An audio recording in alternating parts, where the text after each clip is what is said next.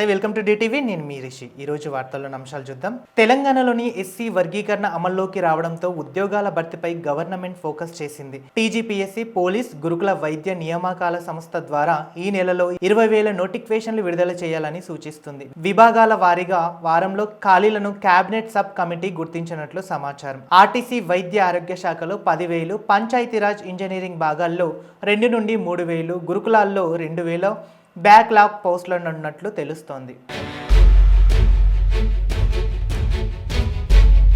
రాష్ట్రంలోని ఐటీ సెక్టార్లో పెట్టుబడులు పెట్టేవారికి ప్రభుత్వం 1 ఎకరం భూమి ఇస్తే వారు 500 ఉద్యోగాలు ఇవ్వాలని మంత్రి నారా లోకేష్ అన్నారు. ఇది తమ ప్రభుత్వం ఐటీ పాలసీ రూల్ అని చెప్పారు. ఎన్ని ఉద్యోగాలు ఇస్తే అన్ని ఇన్సెంటివ్స్ ఇస్తామని ఓ జాతీయ మీడియాలో ఆయన ప్రకటించారు. అలాగే నాడు హైదరాబాద్ ఉన్నతికి మైక్రోసాఫ్ట్ ఎలా ఉపయోగపడిందో నేడు విశాఖకు టీసీఎస్ రావడం ఒక గేమ్ చేంజర్ అని ఆయన వివరించారు.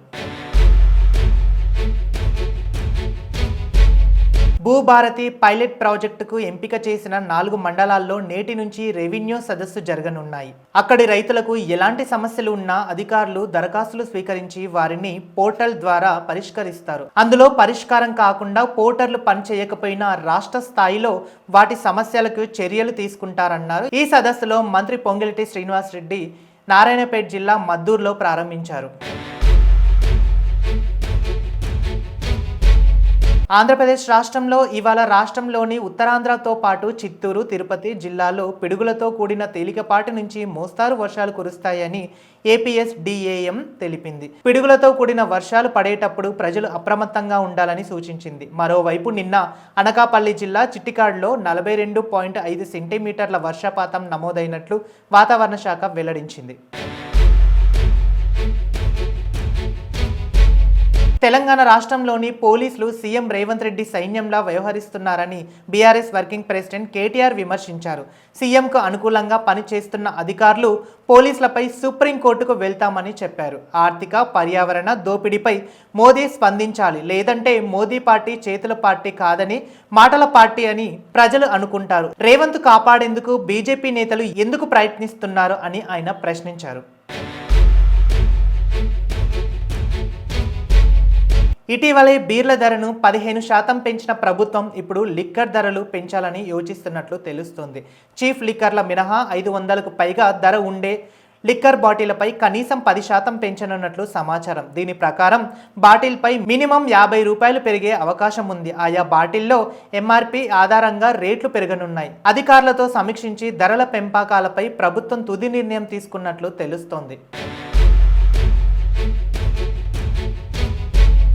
వక్ఫ్ ఆస్తుల ఎలాంటి మార్పులు లేదని సుప్రీంకోర్టు కేంద్రాన్ని ఆదేశించింది. కొత్త నియామకాలు చేపట్టొద్దని, యథాతథ స్థితిని కొనసాగించాలని పేర్కొంది. వక్ఫ్ బిల్లుపై వ్యతిరేకంగా దాఖలైన 73 పిటిషన్లపై విచారణ సందర్భంగా ఎస్సీ వ్యాఖ్యలు చేసింది. కౌంటర్ దాఖలకు కేంద్రాన్ని వారం గడువు విధించింది. వక్ఫ్ కౌన్సిలింగ్ మస్లివేతల సభ్యులను నియమించొద్దని స్పష్టం చేసింది. తదుపరి విచారణ మే 5కు వాయిదా వేసింది. అన్ని విద్యాలయాల్లో పోక్సో చట్టంపై అవగాహన కార్యక్రమాలు నియమిస్తామని హోంమంత్రి అనిత తెలిపారు. పాఠ్యాంశాల్లో స్వయం క్రమశిక్షణ ఓ సబ్జెక్టుగా చేరుస్తామన్నారు. విశాఖలో మహిళా రక్షణకు కలిసినట్టుగా కార్యక్రమాన్ని ప్రారంభించారు. తర్వాత ఆమె మాట్లాడారు. పోక్సో కేసులో 60% మంది 18 ఏళ్లలోపు, 20% మంది 20 ఏళ్లలోపు ఉన్నవారే ఉన్నారన్నారు. ప్రేమ ముసుగులో చేసిన తప్పులకు యువత బలైతుందని ఆమె స్పష్టం చేశారు. బ్రిటిష్ వాళ్లకే బెదరని కాంగ్రెస్ పార్టీ బీజేపీకి ఎలా భయపడుతుందని ఎమ్మెల్సీ అద్దంకి దయాకర్ ఫైర్ అయ్యారు. మోదీ, అమిత్ షాలు కేడీలు, దొంగలు, దరిద్రులని తీవ్ర వ్యాఖ్యలు చేశారు. స్వతంత్ర పోరాటంలో వారి పాత్ర ఏమిటని ప్రశ్నించారు. సెంటు భూమి లేని గాంధీ కుటుంబం మీద ఈడీ కేసులు పెట్టి వేధించాలని చూస్తే ఊరుకునేది లేదన్నారు. 2029 తర్వాత మోదీని తరిమేస్తామని, జైల్లో వేస్తామని హెచ్చరించారు అద్దంకి దయాకర్. తెలంగాణలోని కాంగ్రెస్ నేతలను చూసి బీజేపీ భయపడుతుందని డిప్యూటీ సీఎం బట్టి విక్రమార్క అన్నారు. హైదరాబాద్లోని ఈడీ ఆఫీసుల ముందు చేపట్టిన ధర్నాలో ఆయన మాట్లాడారు.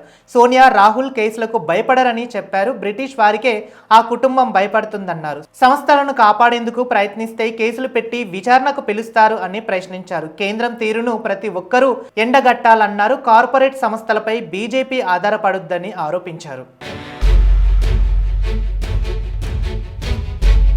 తెలంగాణలోని ఆవర్తన ద్రోణి వల్ల రాష్ట్రంలో రానున్న 6 రోజులు అక్కడక్కడ తేలికపాటి నుంచి ఓ మోస్తారు వర్షాలు పడతాయని వాతావరణ శాఖ అంచనా వేసింది.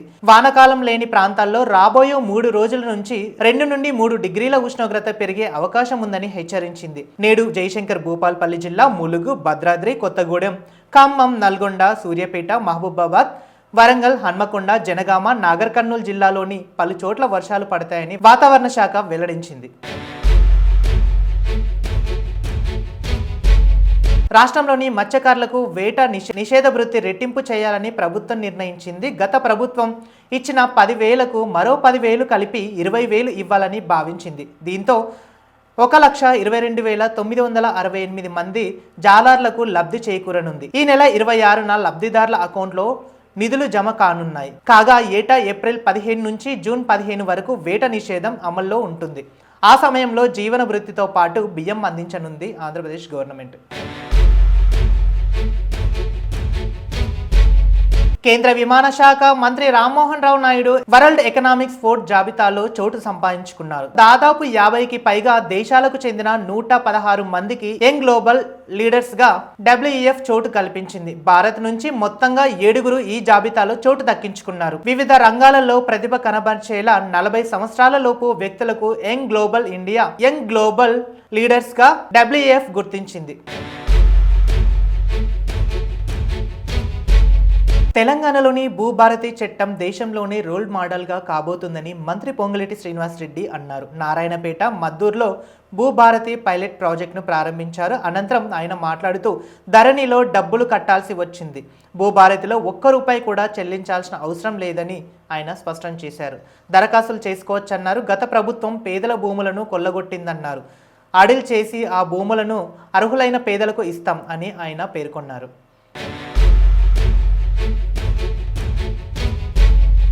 రాజకీయ కక్షతోనే సోనియా, రాహుల్ పై కేసులు పెట్టారని మంత్రి శ్రీధర్ బాబు వెల్లడించారు. షేర్ హక్కులు లేకుండానే మాల్ ల్యాండింగ్ కేసులు పెట్టారని ఆయన స్పష్టం చేశారు. 90 కోట్ల అప్పులు ఉన్న ప్రజల కోసం సంస్థలు నడుపుతున్నారని తెలిపారు. దేశం కోసం రాజు ప్రాణాలు అర్పిస్తే వారి కుటుంబంపై కేసులు పెడతారని మండిపడ్డారు. బీజేపీ నిరంకుశ ప్రభుత్వ తీరును ఖండిస్తున్నామన్నారు. ఇక ఇది ఇవాల్టి బులెటిన్ న్యూస్. చూస్తూనే ఉండండి DTV.